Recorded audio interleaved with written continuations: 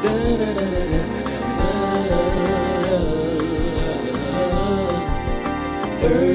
Love.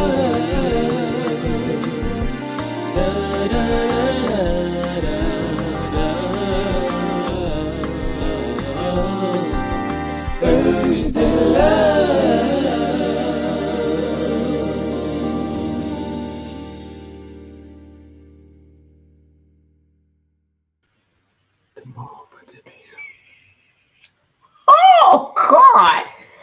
Hey, everybody. Hey, Reese. Do you see your brother head? Do you see this man tonight? Do you see what I gotta put up with?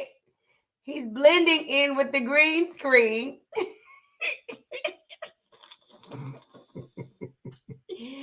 Hey, everybody. Welcome to another edition of Thursday Love with TJ. The head of the household. And Sherrie.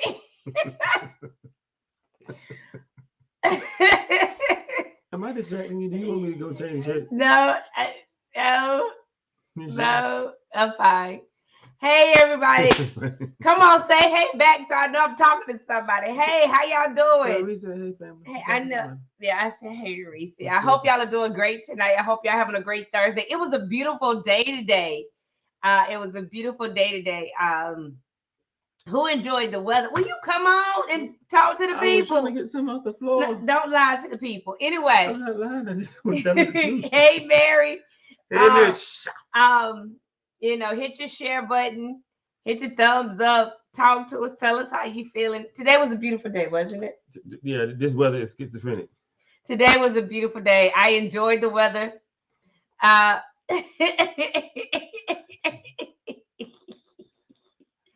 The weather was green. You go point to the screen. Say right here. Right here. My old stomping grounds. TJ ain't got no neck. That is true. We are short neck lived over here. We're short neck lived. Speak for yourself. You do have a short neck. I don't want no long, look like no giraffe. But you have a very short neck, though. I'm glad. I don't want no long neck. Thomas says, where do y'all live now? Hey, Thomas. Hey, boo. We're still in Durham, Thomas. We still in Durham. But yeah. I hope everybody's doing it. Did y'all enjoy the weather today? Cynthia, I know you didn't enjoy the weather today. It's probably still snowing where you at. But I hope everybody's doing great. I hope everybody's doing good. We are in March. There's so many things that are celebrated in March. How many know that March is Women's History Month? Women's History Month. Give me one fact. One fact about a woman. My mama was amazing. She made part of history. She said, call me Elsa. Elsa. Let it go. Let it go. It's snowing, girl. It's snowing there and it's cold. I enjoyed our 70-degree weather today. Name one important fact about a woman. That Amelia Earhart wasn't the first aviator, that it was Bessie Coleman, and everybody gave credit to Amelia. Matter of fact, a bunch of stuff that African Americans created, they didn't get credit for it. So we used to that. The refrigerator, all of that. The cell phone or the phone, the stoplights, the gas mask, all the above. True. Okay, George said the weather was amazing. Cooking out Sunday. I didn't get an invitation, George. Mary said, oh, okay, the weather was great. Food truck season. That's right, food truck season. For those who would like some great wings and some great food, go and see Mary and Thomas Shaw. Go to their page, Mr. Wings and Mrs. Things. I think I said that right. Mr. Wings and Mrs. Things food truck service. Their food is amazing. We've had it. I'll tell anybody, call them up, look them up on Facebook, Instagram, whatever. Mr. Wings and Mrs. Things. Yes. And if I didn't say it right, Mary, type it up and redo it. She got it right there. Thank you, Mr. Wings and Things. I said it right. Mama, I was gonna call you to see it, and I'm great. That's the great news. That's great news. Great news. Yay! What happened? She had to go get her colonoscopy. Oh, that. I mean, I'm telling the whole world. Yeah. Did It's great news. It's a blessing. Praise report. But I know she wanted me you and your fidelity. So how many like TJ? Mama. So how many like TJ blending in with the green screen tonight? You got on black. We need to do a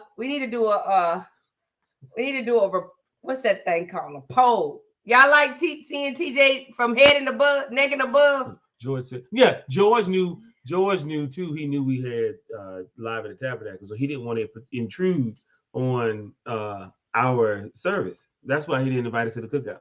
Oh, that's why we weren't invited. That's what I'm gonna say. To get you out of hot water from Sherrie. Just agree, George. Just agree. You know y'all welcome time. I got some candy appetizers on the table. Whatever. Like once again, it seems like it's all sided towards TJ. But okay, so we are in March. We are in March. There are a few more things. March is what? Colon Awareness Month. You need to go get your colon checked. Yours is clean. Colon Awareness Month. This month is also Endometriosis Awareness Month. Like this month got a lot going on. This is also Multiple Sclerosis Awareness Month. Like there's a lot going on. It's also March Madness. It's March Madness. NCAA. How many of y'all think that Coach K they're gonna win the championship this year? They probably will. You send him off as a storybook ending. Yeah. Well, it'd be like a big old L. Time to get violated. We don't know what that means. Unless I think I know what it means. If it means what I think it is, George, you already got enough. I don't know what that means. You already got enough over there. Y'all got 3. Well, it is March Madness here at Thursday Love. And so we kick it off. We talk about marriage and ministry. So on tonight, if you're not too distracted by the green screen and the fidelity investments in the head and above, neck and above here, we're going to get started. Because we're talking about marriage and ministry, and marriage and ministry is madness. Sometimes you feel like you don't have nobody, just a neck in the head. Yes, a neck in the head. You don't know where you're going or coming. No. Last year we kicked off a series called March Madness, and it was called Marriage and Ministry, and we invited a couple every Thursday night on, and they talked about the ups and downs and the laughs and not so good laughs about ministry and being married, and the things that they had to compromise on, things they had to learn about each other, things that they agreed upon, things that worked well for them, and things that didn't work so well. A lot of people related. Food, can't wash my hands. So a lot of people related to what they were going through. So tonight we want to kick it off with me and TJ and discuss a few things that we have gone through. And I can honestly say tonight is a great example of us talking about marriage and ministry. The reason why, because this past year has not been the best year as far as balancing everything. I can honestly say it's been madness.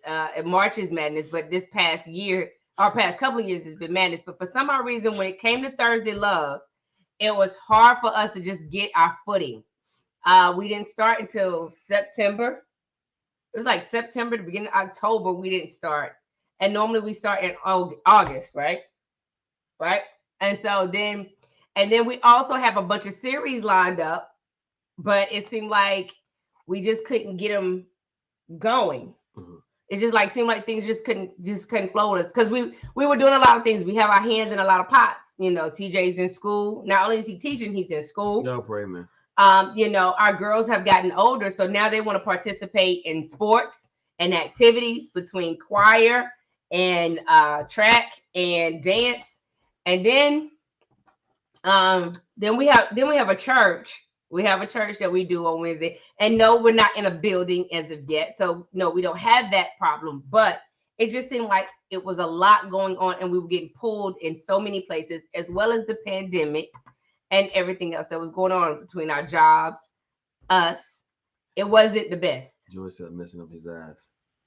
It said we messing up his eyes. Do you need to go change your shirt? I guess for the people like the boost. I'll be right back. Y'all Sherrie gonna continue to speak Hope Alive. But I can say for me, so I can honestly say that it seemed like at times when we were trying to handle ministry aspects, it seemed like our marriage would take the back seat.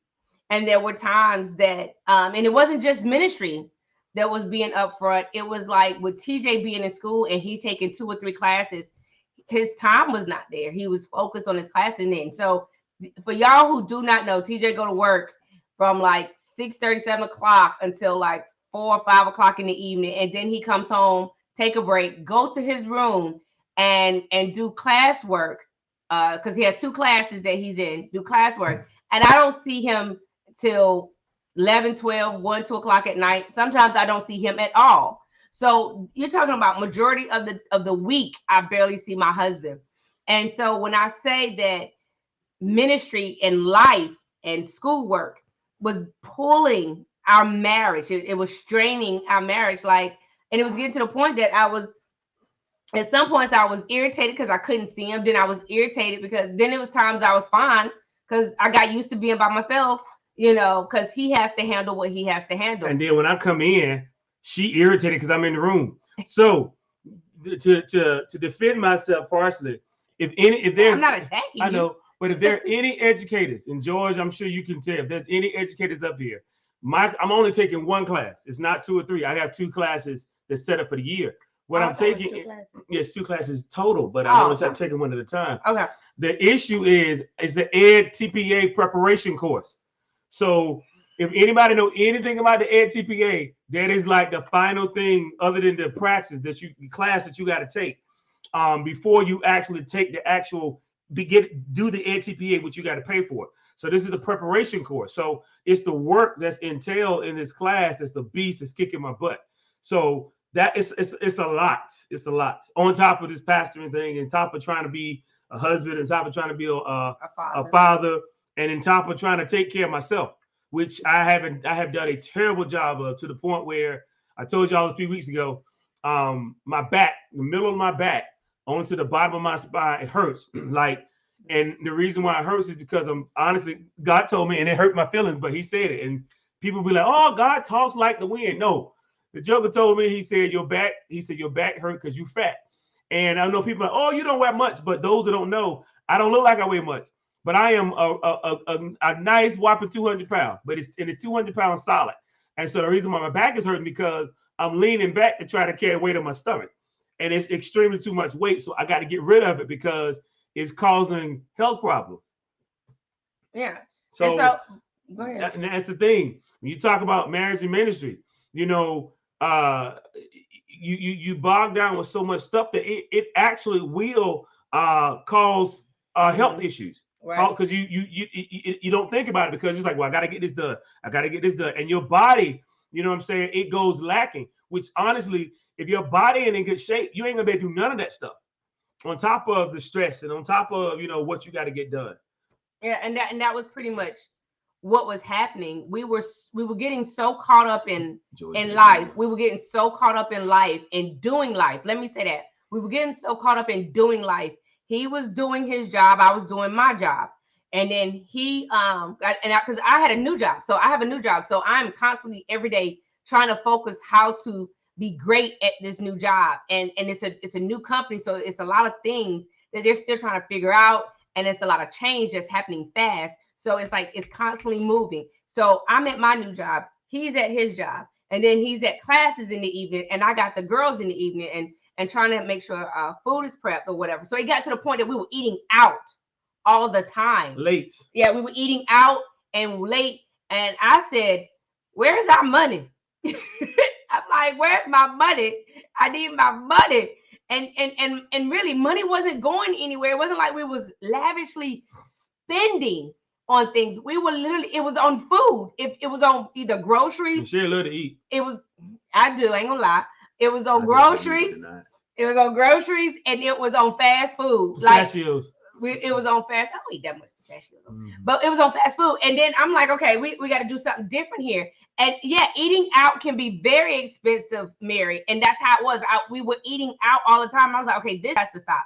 Then not realizing doing life again, my body start hurting in different places. I'm having headaches constantly throughout the week. And then my arms starting hurt, my legs started hurting. And then, and I hate going to the doctor, especially if I feel like I can diagnose it myself.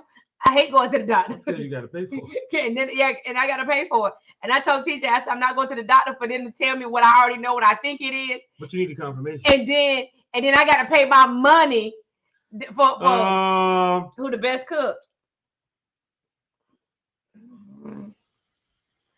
You ain't give me a trouble. We ain't got no cooks in this house. You ain't give me a trouble. We both mediocre. You didn't give me a trouble. We both mediocre. I'm not even. Sherrie the best cook. I'm not even gonna try to sit here. That's another thing about marriage and ministry. You gotta learn how to agree. Speaking of that, so that's now to be honest and to be transparent. That has been so. Sherrie and I it's crazy. We're totally two different people, but we're alike. Mm-hmm. Which is, if you understand it, we're different people, totally different, but we are alike. And one of the hardest things, and we actually came to the bottom of it. One of the hardest things for us to do, as crazy as it may sound, and it's funny because we're in ministry, but one of the hardest things it is for us to do is to work together. It is. That's the hardest thing because she has her way that she thinks things should be done. I have my way, the way I think things to be done. Yeah. And if anybody knows me, and sometimes it drives Sherrie crazy, but I like to make sure that, well, at the end of the day, no matter what decisions are made, no matter what she desires or whatever, at the end of the day, nobody looks at her and say, well, Sherrie, why you do this? Why you do that? Why you say that? Everybody looks at me and say, okay, well, why did you make that decision? And why did you do this? So she knows that if I don't hear from God, and don't get me wrong, she could be the vessel that God is using. And she has been a lot of times the vessel that God is using. But I like to make sure that I hear from God, you know, and a confirmation, not saying that what she's saying is not what God is, but I like to hear the confirmation. And sometimes that does cause a major rift. And sometimes the final decision, I'll end up sometimes doing what she said, God said, because he confirms it.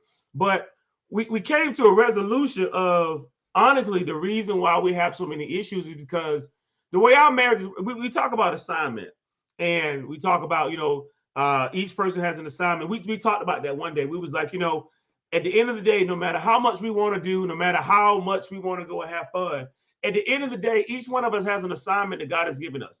And as much as you like the luxuries of life and as much as you want to do, at the end of the day, you have to complete that assignment that God has given you. I don't care what you want to do, where you want to go, how bad you want it, how large you want it, how small you want it. At the end of the day, we've been here, we've been placed here on this earth to complete the assignment that God has given us. And we came to the conclusion that one of the biggest reasons, and honestly, I can say for me sometimes, even though I do want God to confirm, sometimes it is a pride thing. We can say it ain't, but it's sometimes it is for all of us. It's a pride thing. But at the end of the day, we came to the realization that I don't care where we go. At the end of the day, we've been put together. But in our assignment, in our spiritual assignment, as well as our natural assignment, we've been placed together by God. And at the end of the day, we got to come to some type of, what do you call it, agree to disagree or whatever you call it. We figured out that one of the biggest reasons why, and I know some of you can attest to this, one of the biggest reasons why our marriage in this area has a challenge is because the enemy knows that if we ever get on the same page, that we're going to be very dangerous. And we're already dangerous. I'm not going to say we're not, but if we ever get on the same page and we start agreeing, we're going to be very dangerous. As for to the kingdom of hell, we're going to be very dangerous. So we made a decision, and it's slowly but surely happening. We made a decision that at the end of the day, we got to find some way to come to some common ground, and that's our thing that we're working towards. And yes, we have started fasting on it. But that's what I was gonna say. That's what I was talking about, the things that happen for us before we even get there. Well, let me back up. That's what I was just trying to.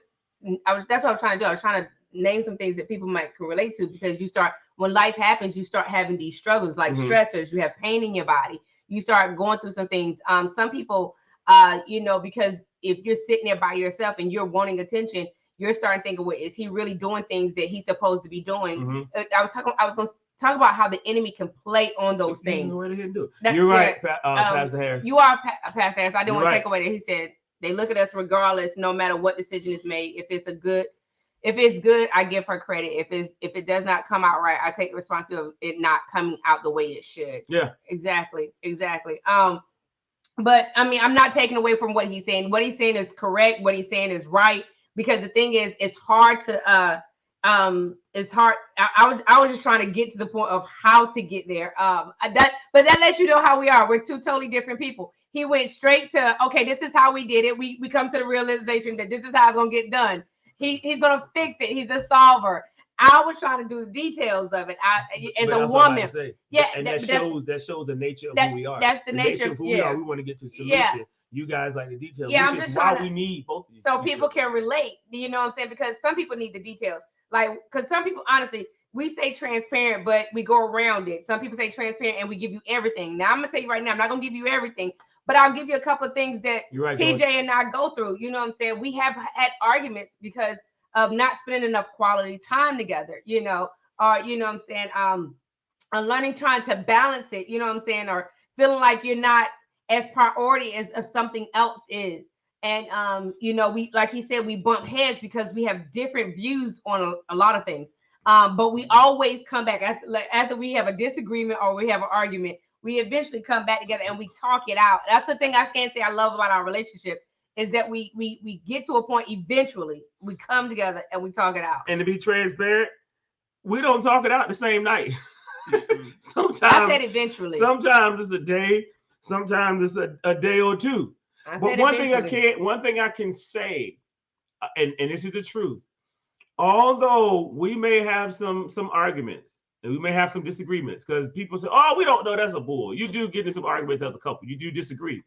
But one thing that I can be honest is, even though we may not see eye to eye, we don't neglect our responsibilities, though. Right. She'll still do what it is that she has to do. I'll still do what I have to do. Yeah. We don't negate that, because the disagreement that we had, whatever ministry wise, still it doesn't have any bearings on our actual responsibilities. You know what I'm saying? And for someone who may be struggling with that, yes, you do have to. And I'm gonna try to say this word the best way I can. You have to compartmentalize. Yeah, that's about the best way to get it. You have to. I mean, just because me and him have an argument, and it could be a heated argument, that doesn't stop me from still being his wife. It still doesn't stop me from being his member of his church, because I have to respect him as a pastor and a man of God. It doesn't stop me from respecting him as a father, because he still has to be a father, and I still have to watch, make sure that the concerns of our children are taken care of from me and from him in that mother and father title. I still, you know what I'm saying? So that's what I'm saying. It doesn't stop the food getting cooked. It doesn't stop, the trash will be taken out. Bills getting paid. Your bills getting paid. It doesn't stop any of that. Fixed. And ministry still has to go forward. Ministry still has, and another thing too, when you're under stress, and you're under pressure, you tend to sometimes lash out and say things. Right. And one of the biggest things that we don't do is, and one thing you shouldn't do is, even though we may have a disagreement, we don't need to blast each other in front of our kids. Oh yeah. Because some people, they'll get frustrated and just say however they feel whenever they feel like saying it in front of whoever. Because kids don't forget that. Right. Kids will remember, if I say something to Sherrie that's disrespectful, they're gonna remember that mess. Vice versa. If she says something to me that's disrespectful, they're gonna remember that stuff. And you want to do things to the point where you don't lose the respect of those that's in your household, because you can, as a parent, you can lose the respect of your children, because my daughters are going to look at me and they're going to say, okay, well, this is how my husband should treat me, or this is how my husband should talk to me, this is how my husband should XYZ. And so if I am talking to Sherrie any kind of way and I'm disrespecting her, you know what I'm saying, in front of my girls, then I'm saying to my girls, hey, look, it's okay for your husband to talk to you like this. It's okay. I saw it, so my daddy did it, so it's okay. Or if I'm putting my hands on her, okay, it's okay for my husband to lay his hands on me. No, even though we might have disagreement, I still have to be and I'm not gonna say a man to God. I still have to be a man in my household. I still have to respect my wife in front of my children. I still have to. And listen to this. I gotta watch what I say, which means I gotta watch. That means that there might be some things that I want to say, but I gotta shut my mouth. Yeah. Honestly, I gotta shut my mouth and swallow some stuff Even though I may be right, it may be valid, but I still gotta swallow my pride and close my mouth, because at the end of the day, there's always somebody that's watching you. Right. All right. And I'm telling you, kids have a crazy memory. Yeah. There's always somebody watching. So even though I might want to say some things, I still got to shut my mouth, and I got to know when to shut my mouth. That's the thing. And that's the thing. When you in these heated debates or whatever, you have to know when to shut your mouth.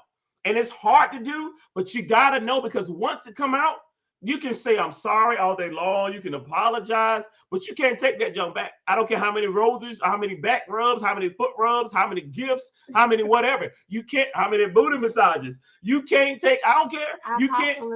Apostle is married, and he's a man of God. Yes, he is. He is a man of God. But okay, Apostle, chime out. Whatever. Apostle is a real man, so he got what I'm saying.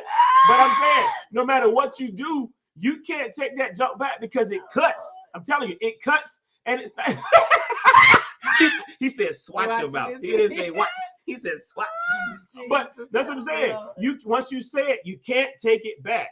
So you got to be careful in what you say. Okay, well, let me just go back to the comment. I want to go back and so George says we are really learning to balance now. I've been a church musician and serving in church for years. But now as a minister, it's another level. We really have to be in prayer because challenges are real. Yeah. Most definitely. Jessica says, I need y'all to come to a common ground about me. Jessica, we came to a common ground. You just ain't walking on that same ground, Jessica. Apostle says, learning to find the place of pause doesn't mean sweeping it under the rug. It means learning the value of breathing space to strengthen our back together. That's right, Apostle. Exactly. You got to know when, okay, look. You know what? The funny thing is, you might even be right. This is the hardest thing. You might even be right, but it's sometimes when you're having these debates or you're trying to come to a common ground, at that point in time, it doesn't matter if you're right, honestly, because some of us, we got to get it. I'm right, and I'm gonna keep right on until she see that I'm right. At some point in time, being right doesn't matter, because at the end of the day, if you are really, and I'm gonna get spiritual, if you are really a man or woman of God, God is going to deal with you in your private time, whether it's in your prayer time, whether it's in the worship time, whether you're driving down the highway in quietness. God is going to deal with you and say, because let me speak to me. God deals with me and he says, look, you heard what your wife said. She's right. Go and do what she said. God will, look, the God that I know, he will correct you. He's not going to let you.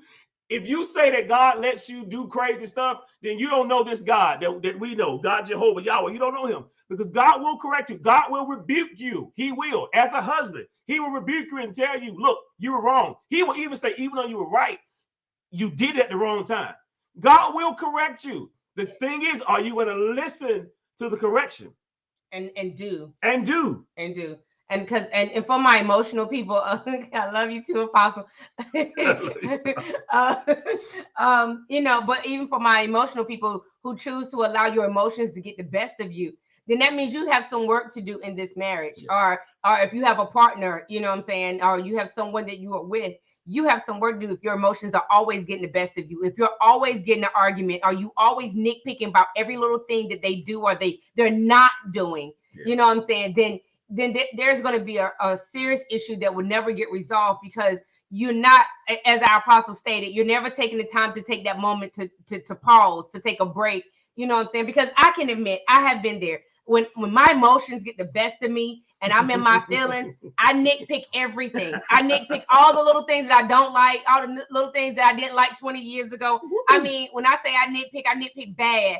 And she nitpicked to nitpicking this time. I meant really to the detail. And that's when I have to have that pause, Apostle. I mean, but seriously, and then I have to check myself. I have to be mature enough to check myself. And for my females that hear me, please hear me and hear me well. If you're trying to be in a relationship and you want that relationship to last, you have to learn how to check yourself. I mean, seriously, for whoever the emotional partner is, because there's always one that's more emotional than the other.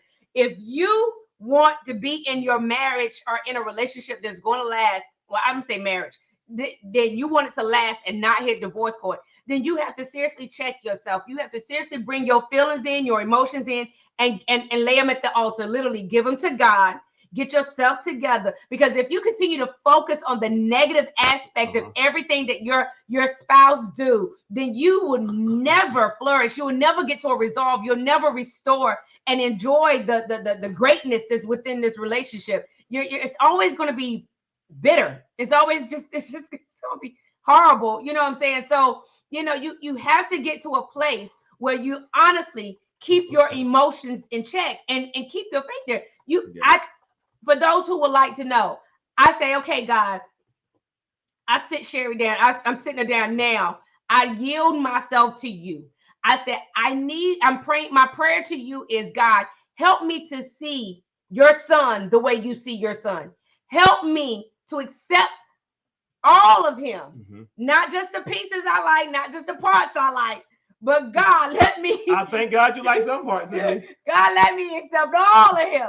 Because see, the thing is, we've been together going on 23 years, and we both have evolved so much. We have changed so much. I had more hair 23 years ago. I still love your hair, though. I'm going bald. I'm telling you, it's slick and rich. But the thing is, and I find myself saying, well, he just won't change in this area. I just get on my nerves.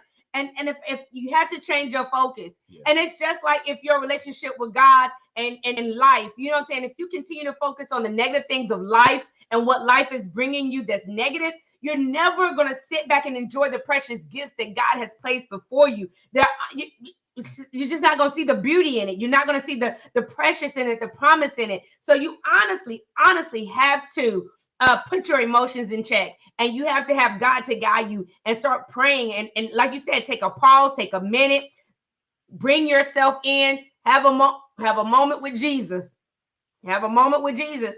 And then you need to get yourself to where you come back and you talk this thing out. You find a healing or a restoration process in how to do this better. Because the thing is, at the end of the day, like TJ said, the enemy is trying to destroy what God has built here. Every individual has an assignment from God, but every couple also has an assignment from God. Your ministry may not be like me and TJ's, where it's in the four walls, it's within the four walls. But your ministry may be to another couple down the road. Your ministry may be to a bunch of couples. You never know who your ministry, your marriage may be a ministry to. You know what I'm saying? And the thing is, at the end of the day, you have to realize that what God has honestly put together, that there's I wasn't doing the scripture, but yes, let no man put asunder. But there is a ministry here. There is a ministry where the ministry is for you all to be together and be the greatest parents ever because of who he has birthed through you all. Like, seriously, you have to do that. And that's the thing, man. To piggyback what Sherrie said, you got to understand something. Like I was talking about assignment. If you're married now, then your wife is in your assignment, and you got to understand. There's Bishop Marvin Sapp talked about how the enemy has literally peeked into your future. That's why he's fighting so hard. So the enemy knows that you, not just you, because we're strong as one, right? We're strong as one. But one of Apostle's favorite scriptures we use from Word of Harvest, We Church, whatever the case is, it says Psalms 133:1. It says, "Behold, how good and how pleasant it is for brethren to dwell together in unity." And that's what the enemy does not want. The enemy does not want the husband and the wife to dwell together in unity. He wants us to be divided. And so if you are married now with your spouse, you got to understand something, man. You can't be oblivious to this thing. The enemy does not want you together. You hear me? He does not want you. You're right, Pastor.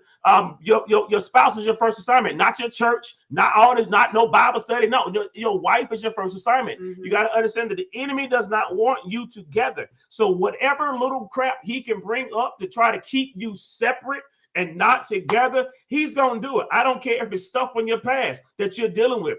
If he can continue to use that stuff against you so that you and your spouse will be separate, he's going to do it. If you got an issue with your mouth, he's going to continue to push stuff your way so you can be slip at the lip. I'm telling you, that is what he knows. The enemy knows our weakness. He knows our likes. He knows our dislikes. Right. And what he's going to do is he's going to magnify stuff that he's going to make a mountain out of things that should be a molehill.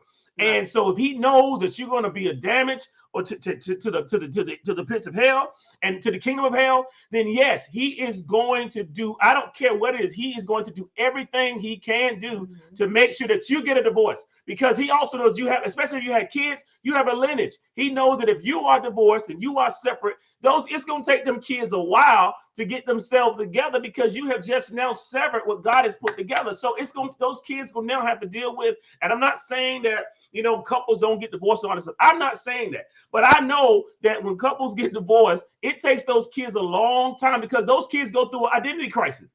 They do. Okay, well, the mom and dad get divorced because of me. The mom and dad, and it takes a while for them to get over that stuff. So if the enemy, like I said, the enemy knows if he can get us separate, he can get you over here and get her over there, then he can talk to you over here, plant stuff in your mind. He can get her over there and plant stuff in her mind. But if you are together, he can't get what God has put together. Let no man put asunder. He can't get through it. The only way the enemy can get into our relationship is we let him in. I'm going to say it again. The only way the enemy can get into our relationship if we let him in. He can't get in unless we let him in. So if we are fighting, and we do, that's why you got to you have to fight for your marriage every single day.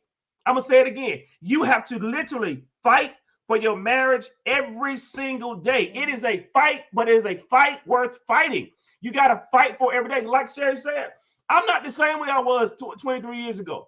I have completely changed. Promise you. I have changed probably so much that she probably done pulled out that brown, and that's great. That brown and dark, light brown, dark hair. We have both changed. Our body, I just told her earlier on, my back hurts.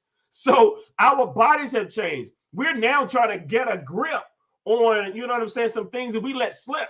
But at the end of the day, man, like I said, the enemy, and especially if you're in ministry, man, especially if you're in ministry. Some of us get so busy doing ministry and other stuff, just ministry in general. We get so busy doing ministry. I got to go pray for this person. I gotta go and preach here. I gotta go study for this. I gotta go do this. I gotta all this. I got us, and we forget about our spouse. Because when you ain't got no church and all the members hate your guts, who you got? Who you supposed to have? It's supposed to be your spouse, your wife. She's the one, or he's the one that you stood at the altar and said, for better, for worse, for richer, for poor, all these vows that we have taken at this altar in the eyes of God. Forget the eyes of man.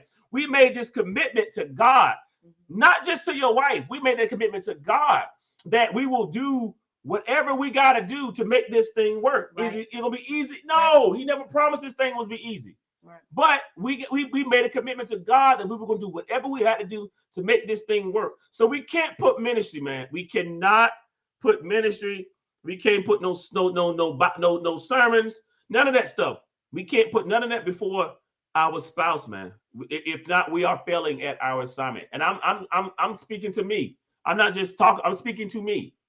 This is a powerful statement. Pastor Harris says, if the enemy can get into your marriage, he can sabotage your ministry. Yes, because the enemy knows that your first ministry is with your spouse. Mm-hmm. So if he can sever that thing, forget a church. And 9 out of 10 times, ain't no man go follow no other man if he ain't doing right by his wife. Mm-hmm. Not a real man. He ain't gonna follow another man if he ain't doing right by his wife. And you ain't gonna get no families. And that's what your church is built off of. Your church is built off of families. It's built off the husband, the wife, and the children. That's the different compartments of the church.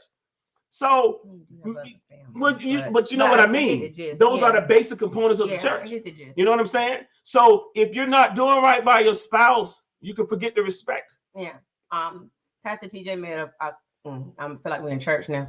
TJ made a comment earlier. That's what I am. Yeah, I mean you are, but you know it. Because it's ThursdayLove. But anyway, what a marriage ministry. He talked about fighting, fighting for your marriage. I know there's a lot of things that we could talk about when it comes to marriage and ministry. And yes, some things TJ and I are qualified to talk about, and there are some things that TJ and I are not quite qualified just as of yet. Some things I don't want to be. I don't want to. No, I'm just saying because we don't have members per se and that type of stuff as far as that ministry, but. There are some things that we are qualified to talk about. And one of the things that I want to talk about tonight before we get off is TJ talked about fighting for your marriage. But what happens when you don't have no more fight? When both of you do not have any more fight? Because I'm not saying per se for your marriage, but just tired. You're just exhausted. Because this past year, TJ and I have experienced where we're both just tired. We just, whoo, you don't have no more words. You just okay, because you're exhausted physically from trying to do everything that you honestly trying to do. And so usually in a marriage, if one is strong, then the other one may be weak. So, you can pull off the other one, and it's or vice versa. But what happens when both of you are exhausted? What happens when both of you are mentally, emotionally just tired? You just, okay, I done gave all here, I done gave all there. Yeah, I'm trying. But your trying is not good enough. Right. But and one of the things that, if you want me to go ahead and talk about it or not. And talk about what? So one of the I didn't know what you're gonna say before you say it. One of the things that me and Sherrie talked about, and that's why communication is so important. Because sometimes your wife don't know that you're fighting, and sometimes your husband don't know that you're fighting. Sometimes, because some of us are so great at, and some people say, well, if you know me, you already know what I'm going through. Yeah. Some of us are so great at concealing and hiding what we're going through. And we are, well, you know me, you my husband, or you know me, you my wife.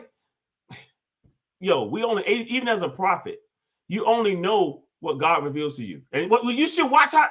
We only know what God reveals to us. And so one of the things that me and Sherrie, when we sat down and we talked, and we so that's when you pull back. Yeah, restore each other. Right, strengthen one another. Right. That's what we realized. Yeah. Me and Sherrie realized that we were fighting. Yes, we were fighting.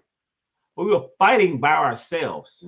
She was over here fighting, and I was over here fighting. And I told you earlier about division, how the enemy wants to plague you and bog you down with so much crap that you feel like you're in this fight alone, right? And that nobody understands what you're going. This is how the enemy works. Right. That nobody understands what you're going through, and you're the only one that know how to get yourself out of it. And you're the only one, and you're the only one. Before you know it, in your mind, you're the only one. Right. And what we decided, what we said was, after we talked about it, and that's why I said communication is so important, because you're going through so much stuff yourself that you don't even realize that she's over here fighting, that she's dying, literally.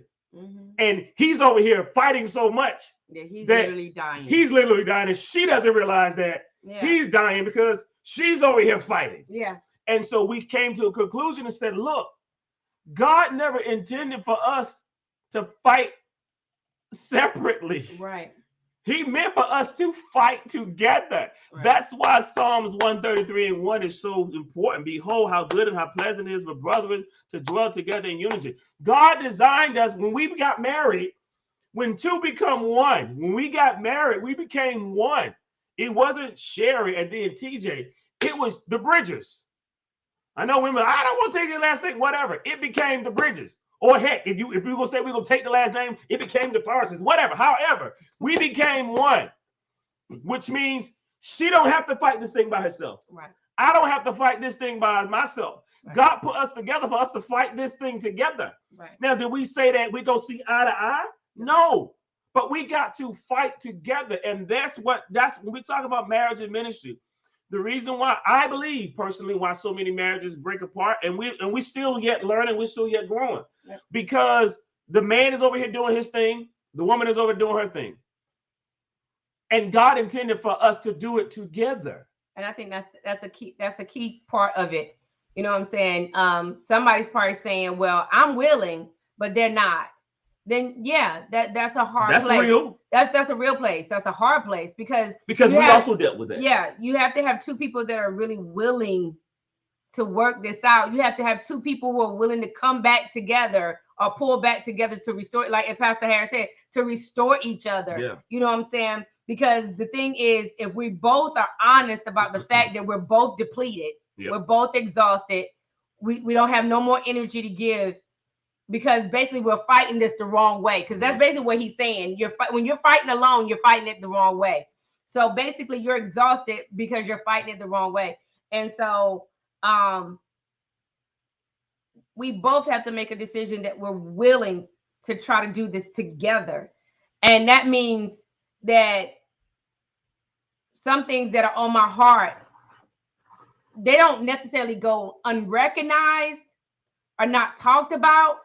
And it's not that we don't care, but is it as important for us to move forward? I think when you start coming back together, I think certain things need to be discussed, but holding on to it can kill it. So discuss it, but make some type of resolution with it. I've expressed how I felt. I've told him how I'm feeling, and that we both make a conscious effort to just try to do better. You know what I'm saying? Give me the grace to do better, and then we try to move forward. But if you're constantly having an issue with the same old thing, then it's still like suffocating the relationship. And I know this is ThursdayLove, and we don't supposed to have spiritual stuff, but I want to read this. This is Ecclesiastes 4, 9 and 12, 9 through 12. It says, and this is the English Standard Version. It says, 2 are better than 1, because they have a good reward for their toil. For if they fall, one lift up his fellow. But woe to him who is alone when he falls and has not another to lift them up again. Again, if 2 lie together, they keep warm. But how can one keep warm alone? All right. And though a man might prevail against one who is alone, 2 will withstand him. A 3/4 cord is not quickly broken. That 3/4 cord, that threefold cord is Christ. You get what I'm saying? God never intended for us to do this thing separately. He never intended for us to do ministry separately. He never meant for us to fight separately. Sometimes do one get weak and some may have to carry the load more than the others? Yes, that's real. That's reality. But at the end of the day, God designed for us to carry and to fight together, to battle this thing together, to work together. That's why it's so hard for people to work together, because there's power in working together. And as long as you are married, and the more years you get behind your belt in marriage, and for those who are married and in ministry, you're right, Pastor. Yes, there are going to be more levels. That it's going to get harder. It's not going to get easier. I wish, believe me, y'all. God, believe me. I wish it would get easier. But especially for those who are married and you are married on purpose, God has a purpose for your marriage.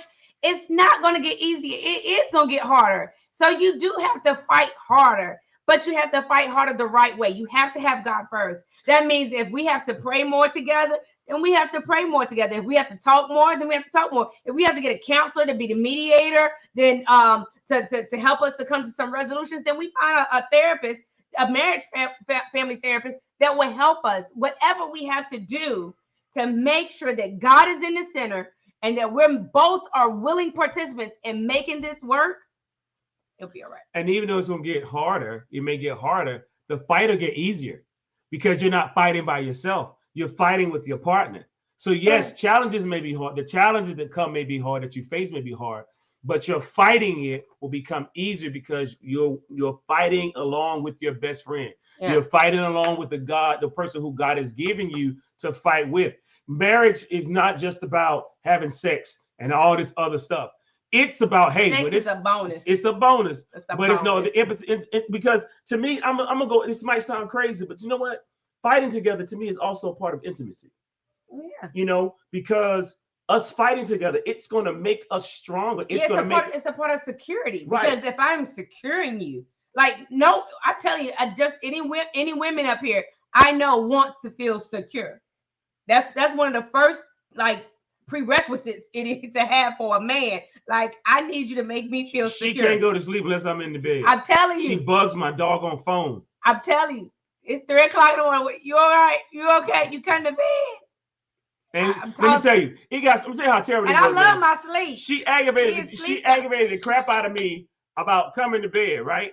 So I'm thinking, okay, look, this chick done called my phone like 6 times. So it's 12 o'clock, 2 o'clock in the morning, whatever. So when I come up, we're gonna talk. We're gonna talk, we're gonna have some conversation. I come upstairs, this joker turns off the TV and goes to sleep. I'm like, are you serious? You aggravated me this long just to go to sleep? She's like, yeah, I just wanted you to be up here. I'm like, really? What you laughing at? Don't let nothing get caught in your throat. Not telling all my business. But yes, I do. I love. Okay, I am spoiled by this band. I just want to put it out here. TJ has spoiled me. And so she reminds me, well, you used to do this, well, you used to do that, but you don't do it anymore. And the thing is, when I used to do it, she didn't like it. Now I love it. I am so spoiled. Brett. So it's hard right now. He downstairs doing schoolwork and stuff all these hours and stuff. It's bothering me. And I love to go to sleep. But I'll try to go to sleep. Believe me, for those that are up here, I try to go to sleep. I go to sleep. And then like 30 minutes or an hour later, I'm like this. Where he at? I can't. I'm tossing and turning. Where he at? I'm sorry. So I'm just saying. But honestly, y'all, we're gonna wrap this thing up. But yeah, honestly, we're gonna wrap it up. God never intended for us to do this thing alone. God never said it was gonna be easy. Will we have to deal with some things of our past in order to go forward in our future? Yeah, of course. Because you always gotta get rid of that stuff. You gotta get rid of that stuff that's holding you back. You got rid of that stuff that's causing those contentions. It's very hard to work together, but it is a necessary thing for us to work together because, as I said earlier, the enemy's goal and his assignment, of course, we know he has 3 things: to kill, to steal, and to destroy. And he does not want us to work together. He does not want us to have good conversations together. He does not want us to have intimacy together. He does not want us to do anything or have anything that's going to bring us together and keep us together and fortify our future together. Right. And so he's going to do everything from sometimes cause you to have an ill day when you just come home and you just slip at the lip, which is the reason why we got to pray. And one of the things that Sherrie and the pastor and the first lady, yeah, one of the things we decided to do, and we're slow in it, but we're getting better at it, is we decided, look, we got to, in order to fight this thing, we got to fast and pray together. And I know some people don't like to talk about that because you just think it's an automatic. No, we have to fast and pray together. We said we got to fast and pray together because there ain't no way in the world we're going to get through this thing and we're going to get past this thing if we are not separately fasting and praying. All right. Yeah, you're supposed to fast and pray as your individual life, your individual, relationship with God. But we have to fast together as a couple. We got to pray together as a couple. We got to worship together as a couple. We got to study the Bible together as a couple. I'm saying all of this stuff. All right. Because these are things that we talked about that we got to do. It's not just enough to have a relationship with God on your own or know the word of God by yourself. But these are things that we got to do to fortify our marriage, because there are a lot of marriages that are dependent upon our marriage. We're not crazy. We understand that. But at the end of the day, we are in each other's assignment. Yeah. We're in each other's assignment. As a matter of fact, our assignments overlap with one another. So if I'm failing at my assignment, then that's not pleasing to God. If she's failing at her assignment, that's not pleasing to God. So we have to do whatever we have to do to fortify our relationship, because souls, not just lives, souls are dependent upon our marriage. And souls are dependent upon our ministry. And the enemy knows that he wants as many people as possible to go to hell. He doesn't want heaven to be full. He wants hell to be full. And the sad thing about it is he ain't even going to be there at the party, because he's going to be thrown into a bottomless pit. He's going to be destroyed. So he's not even going to be at his own home at the end. So do whatever you have to do, man. Do whatever you have to do. Pray, fast together. Do whatever you got to do to make sure that you fortify the responsibility and the assignment and the gift that God has given you in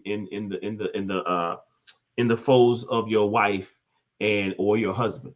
All right, that God has given you. It's our responsibility and it's our duty to make this thing work, to make marriage and ministry, which honestly, marriage to me is ministry. It is, like but Pastor said, it's the first ministry before anything else. So charity begins at home and spreads abroad. You got to handle your home first before you try to handle anything. You got to handle your own. The William brothers said, sweep around your own front door before you try to sweep around mine. So we got to make sure that we do whatever we got to do to make this thing work. Okay, so he gave you the spiritual side. Let me give you more of a natural, practical thought of it. As I stated in the beginning, this past year has been real hard for TJ and I as far as doing Thursday Love. It just seemed like we couldn't get it off. It's like we were exhausted before we even started. It's like we were beat up before we even started because we weren't paying attention. We came off such a successful previous year. Last year, Thursday Love was consistent. We were rolling. We had couples. It was doing its thing. And when it was time to kick back up, it just seemed like we couldn't get our footing right. And we kept putting it off. We kept putting it off. And then when we finally did try to get into a cycle or a consistency of thing, it just still wasn't working. And then there's nights that we're fighting to get up here, because either we're struggling with the kids or we're tired, we're exhausted. He has homework, or I'm over it, or we're dealing with some things. Even sometimes on Thursday Love, when we're dealing with some things, we still have to come up here. So you know what I'm saying? We have to set aside how we feel and come up here and talk. And it's hard because sometimes when you feel some type of way about your spouse, you don't feel like being in a good place with them. But so this past year, it's been hard for us. It's been exhausting for us. We've been tired, frustrated, just like we're over it. It's just, we're done. You know what I'm saying? So, but it was some real places that we both hit, and trying to honestly keep Thursday Love going, to keep ministry going, to it's necessary. Because it's necessary. To even the things that we do outside of this, to keep it going. It was hard. So what are some practical or some natural things that we had to do to keep fighting when we didn't feel like fighting? We still took our long walks. I'd be mad. You want to go? I'd be like, I'd be like mad. I was gonna say I'd be like mad. I'd be like mad, and I'm like, I'll walk. Do you still want to go walking? Like, I'm mad at him though. You want to go walking? Because I know walking. What you want to eat? Yeah, let's go for a ride. Because TJ thing is that ride with me. TJ said, get in the car and ride with me. I was like, get in the car. I was like, no. Now, and my thing is, let's go walking, because I love to walk. And so he likes to take a ride. So, what do I look like telling him no? Staying in my feelings. But, and that kind of opens the door for us to start talking. Either we talk while we're walking, or we talk while we're riding. That's a desire to make it work. That's what, yeah, we both have a willingness to make it work. We find that thing that keeps us connected, our common ground. Another thing that we love to do, that we love to watch a movie together. She likes to watch the movies without me, the good movies. We won't go in there though, because you were talking about we like to watch movies. We like to watch movies together when he is free. We like to watch movies together. So you know what I'm saying? And then the praying and the fasting, when it opens the door for this conversation, when we finally crack that door open and we start having that conversation, then we start talking about, okay, so what can we do to make this better? Yeah. Let's pick a day where we fast and pray. And even in that's the thing too. Even in our what can we do to make it better? Mm-hmm. We still disagree sometimes. It still gets heated. Yeah. But the thing is, even though it gets heated, we don't stop. We might pause. Yeah. But we come back again, next day until we get a doggone resolution. We don't. That's a fighting together. Quit. We don't quit. We want to quit. Don't get me wrong. We're tired, upset, want it, but we don't. Man. Because at the end of the day, I'm not quitting. I'm not giving up on this. And the thing is, even though you're mad, even though in our being mad, we still watch how we talk to one another. Yeah. Because even though I'm mad with what she said, or she might be mad with what I said, I still got to respect her in my anger. Like, I still got to respect her. I still can't call her out of her name, man, and say stuff that's crazy. Because at the end of it, she's still my responsibility. She's still the woman that I said I'm going to protect. How can I protect her when I'm abusing her? That's crazy. So I still got to watch what I do and what I say. Yeah. And so the things that you can do that y'all both know that y'all both love to do, and it's kind of like y'all icebreaker. Mm-hmm. Find that thing. For him, it was, like I said, for him, it was taking a ride. For me, it was taking a walk. You know what I'm saying? Or if not, we'll sit out on the deck, because we like to just sit out and hit nature. You know what I'm saying? It's just simple things for me and TJ. So we find little simple things that kind of crack the door for us. And when that door is cracked and when it's open, that's when we start talking. Well, she might go buy me a bag of candy. Lord Jesus. That's when we start talking. And you have to find those type of things to reach each other, to relate to each other, and to draw each other in so you can have these conversations. So will it all be resolved in one night? No. Especially some serious issues that was never cut off at the root. Yeah. Especially some serious issues. Those take a while. Those take a while. You're going to be in it for a long haul. There are going to be some simple things that, okay, we just got to do better at. We got to discipline ourselves. And then you got to start practicing it. You know what I'm saying? You got to get in the habit of practicing again. Stuff that, you know, like he said earlier, you used to do this, you used to do that. Because we got out of habit of doing things because life came. Yep. Frustration, stress, worry, everything. Kids. Your body going through changes because you're getting older. Yeah. Back hurting. Yeah. Knees hurting. Everything cracking like the Tin Man. You need some oil in it. So, I mean, it happens. I know we are so over our time, but the point is tonight, we want to share our story with you all with marriage and ministry. And no, we didn't get to the heart of per se what ministry inside the four walls, but we was talking about the things that we have dealt with this past year as far as this ministry is concerned. Because if you can't do this ministry, you can forget about the four walls because it'll be fake. You get what I'm saying? You got to be real. Or even outside the four walls. Yeah, you got to be real. You have to be real in your union. Because I'm telling you, man, people ain't stupid. People know fake when they see fake. They know when you they know when you post stuff on Facebook like you love your spouse so much, but you can't stand them jokers. People know fake. And so this has to be real. You know what I'm saying? When I say that I love you, even though I might be mad at you, I gotta mean that I love you. You know what I'm saying? I literally have to respect you. Like I have to be real. Right. You know what I'm saying? We can't be faking. So, they're so happy together, but we can't send each other behind the scenes. That's why I rather treat her right off of Facebook than on Facebook. Right. So you got like I said, people understand fake when they see it. They know it. Yeah. So I hope that something that TJ and I said tonight that encouraged someone, encouraged a couple, helped a couple. If not, reminded them of some things that, you know, okay, well, we can help another couple out. You know what I'm saying? You know, what we went through and what we did to get things right for us. We're still trying to get things. Yeah. We're still a process. I hope you took the right pieces that you need for your relationship, that because whatever we're doing is not going to be exactly tailor-made for someone else. So whatever you need to get through your relationship with your husband, your spouse, or your wife, you know what I'm saying? You find those things that you connect on. Thank you, Pastor Carmike. Hey, Pastor Drew. You have to find those things that you connect on because ministry is hard. If you both have made a decision to serve Christ, that God is your heavenly Father and that Jesus Christ is your Lord and Savior, that He is in the center of your marriage, then keep Him at the center of your marriage. Ecclesiastes, what we saying? Keep Him at the center of your marriage, so your marriage can be successful. So you can win together. Yeah, you know what I'm saying? And that is a ministry. That is a ministry all in itself. Before it can be a ministry to anybody else, it's a ministry in itself. And it's a ministry that God is well pleased in, that He know that He has brought these two people together. Now, and tell you, Ecclesiastes 4:9-12. Go in, I don't care, go and study that. Because at the end it says that threefold cord is not quickly broken. Christ is that He's there. So the enemy gonna try it. He's gonna try. So we gonna say, if you ain't got God in your relationship, put Him there. It's a broken thing. All right. It's a broken thing. He got to be there. Like I said, are you going to have your moments? Yes, that's reality. But at the end of the day, if He's there, if Christ is there, it doesn't matter. You're going to make it through.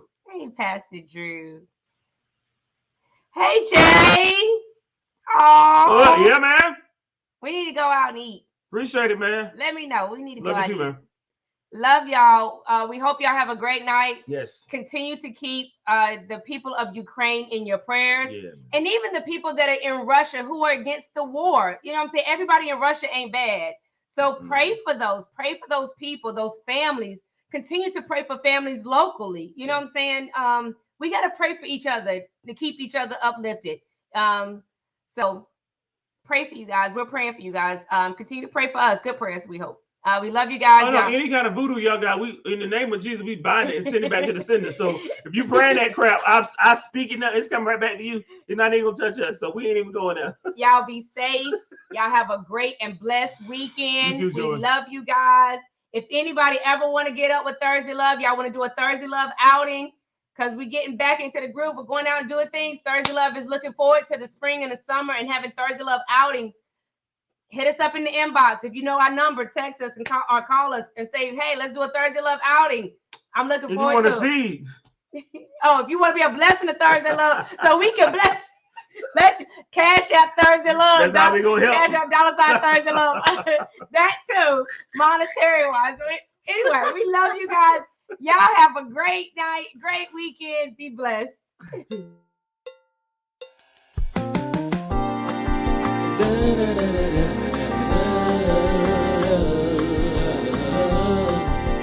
Thursday.